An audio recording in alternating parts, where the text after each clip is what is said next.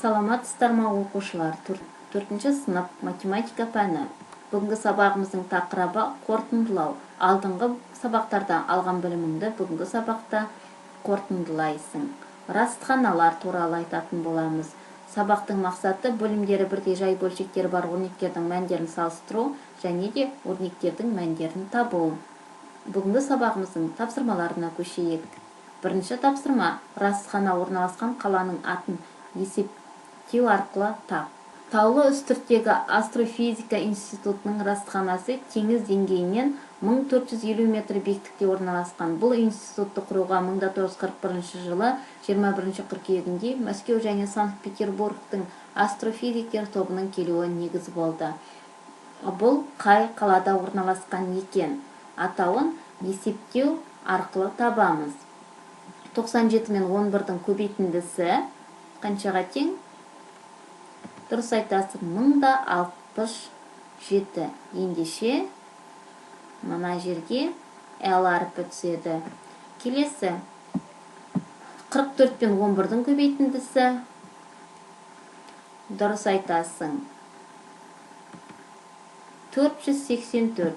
Мына жерге демек A әрпі түседі. 77 мен 11-дің көбейтіндісі қаншаға тең? Дұрыс, 847. Мына жерге Т әрпі түседі. Келесі 29 пен 11-дің көбейтіндісі. Дұрыс айтасың, 319. Мына жерге А әрпі түседі. 46 мен 11-дің көбейтіндісінің мәні қаншаға тең? Дұрыс айтасың, 506. Демек, мына жерге қандай әріп түседі? А әріпі. 17 мен 11-дің көбейтіндісінің мәні 187. Мына жерге М әріпі. Сонымен оқушылар, қай қалада орналасқан екен растхана? Алматыда. Жарайсыңдар. Ендеше оқушылар, назарларыңызға растханалар туралы бейнефильмді ұсынамын.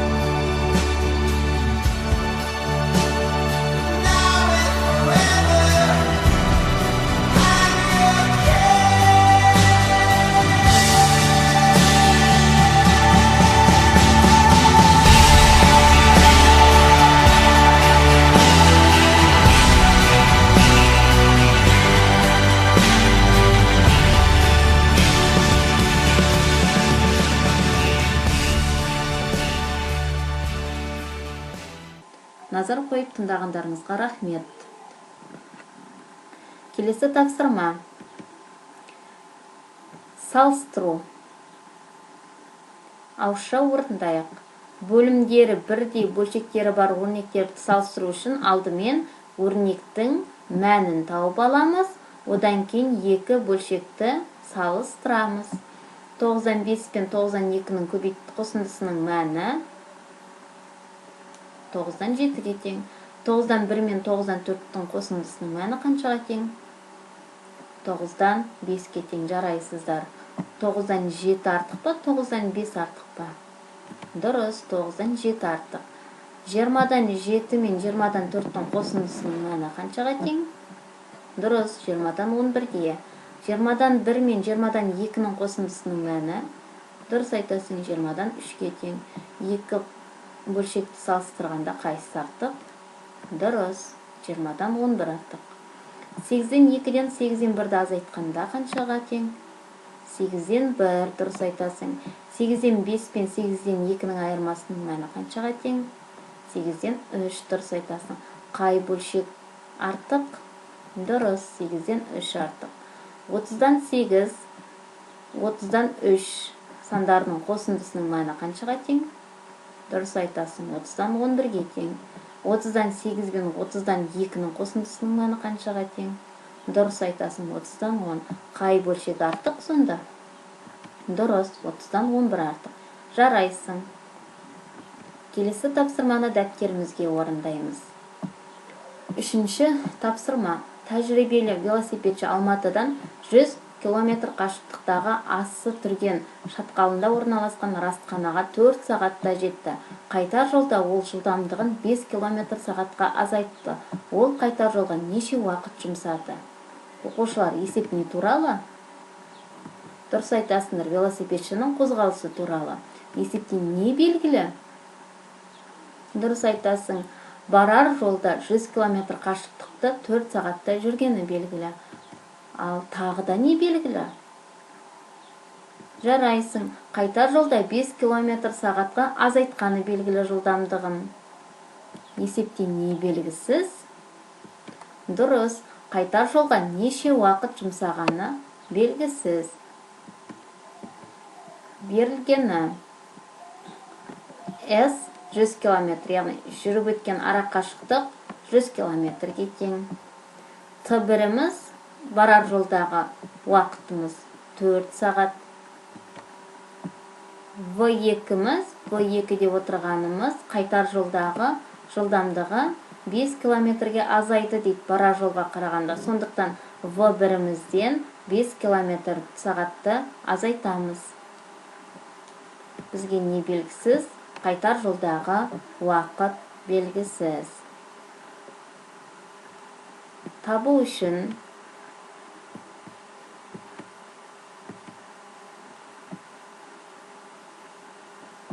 алдымен барар жолдағы жылдамдықты тауып аламыз. Ол үшін жүрген жолды уақытқа бөлеміз. Мәндерін қояйық. 100 бөлінген 100 бен 4-тің бөліндісі 25 км сағатқа тең. Демек, барар жолдағы жылдамдық 25 км сағатқа тең болған екен. Енді қайтар жолдағы жылдамдықты табу үшін барар жолдағы жылдамдықтан 5 км сағатқа азайды дейді. 5-ті азайтамыз. Сондықтан қайтар жолдағы жылдамдығы 20 км сағат болған екен. Ендігі біздің табатынымыз қанша уақытта жетті? Жұмсалған уақытын табу үшін арақашықтықты жылдамдыққа бөлеміз. Яғни 100-ді 20-ға бөлеміз 5 сағат. Демек, қайтар жолда велосипедші қайтар жолға 5 сағат жұмсаған екен.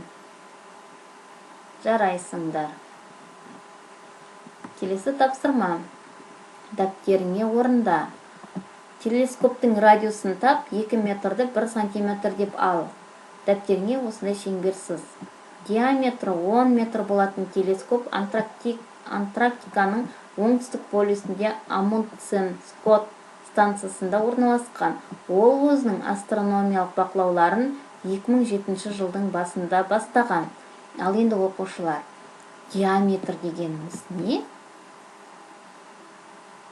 Бұл мынау шеңбер. Ал енді осы шеңбердің диаметрі дегеніміз не екен? Дұрыс айтасың. 2 нүктесін қосатын сызықты, қарама-қарсы 2 нүктесін қосатын сызықты диаметр дейміз. Диаметрі қаншаға теңге телескоптың? Дұрыс, 10 метрге тең. Ал енді бізге телескоптың радиусын тап дейді. Радиусы дегеніміз не? Дұрыс, центрінен кез келген шеңбердің нүктесіне дейінгі арақашықтық радиусы болып табылады. радиусы. Ал енді бізге осы телескоптың радиусын табуымыз керек. Ол үшін не істейміз? Дұрыс айтасың, диаметрді 2-ге бөлеміз.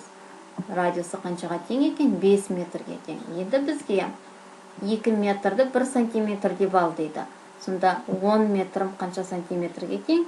5 сантиметрге. Біздің сызатын шеңберіміздің диаметрі 5 сантиметр болады екен. Ал радиусы қанша болады? Радиусы 2 сантиметр 5 миллиметр болады екен. Демек, циркулімізді алып, сызғышымыздан 2 сантиметр 5 миллиметр қашықтықты өлшеп алып, дәптерімізге осындай шеңбер сызайық. Сызып болсаң, ұстазыңа көрсет. Жарайсың. Келесі ширату жаттығулары. Ойлан және жауап бер. Саябақта 4 тоған бар. Бір тоғаннан екіншісіне айналып жүрмей, бірден қысқа жолмен бару үшін олардың арасындағы жолдарға құм себу қажет. Қандай жолдар жасау керектігін көрсет. Ойланып көр.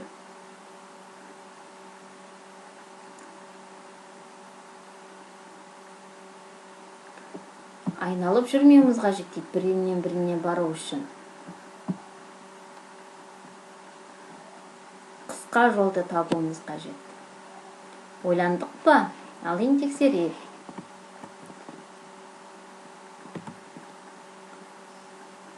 Мына жол арқылы мынағанда бара аламын. Мына тоғанға да қатынай алам, мына тоғанға да қатынай алам. Мына тоғаннан барлық бағытқа қатынауға болады. Ең қысқа жолы осындай болады екен демек. Жарайсыңдар. Сен де осылай ойладың ба? Өте жақсы. Келесі өзіндік жұмыс, 4-ші жұмыс дәптері 25-26 беттерді орындап ұстазыңа көрсет. Сау болыңдар.